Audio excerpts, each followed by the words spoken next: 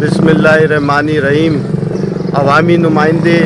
Model colony town کے chairman Zafar Khan, ہم ان کے آفس کے اندر غیر قانونی بچت بازار کی کمپلین کروانے گزشتہ جمعے سے ابھی تک آ رہے ہیں، لیکن مصروفیات کی بنا ہمیں ٹائم نہیں دیا جا رہا۔ میں ایک عوامی نمائندہ اپنے علاقے سے الیکشن لڑا،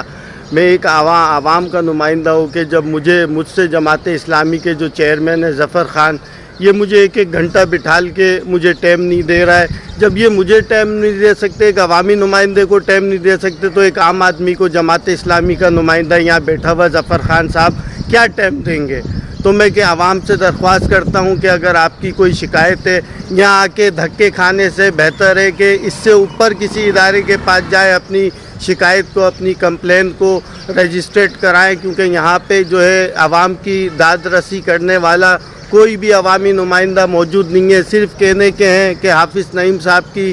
ٹیم کا حصہ ہے، لیکن ایسی کوئی بھی حقیقت اور سچائی یہاں پہ مجھے دیکھنے کو ملی نہیں۔ میں بچت بازار، جو جمعہ بچت بازار غیر قانونی لگ رہا ہے، اس کی شکایت کمپلین کرانے آیا تھا، اور 1 گھنٹہ ملاقات کرنے کے بعد بغیر ملاقات کیے میں اپنے گھر کی طرف روانہ ہوں، اور درخواست میں نے ان کے اسسٹنٹ بیٹھے ہوئے کو ریسیو کرا دی ہے۔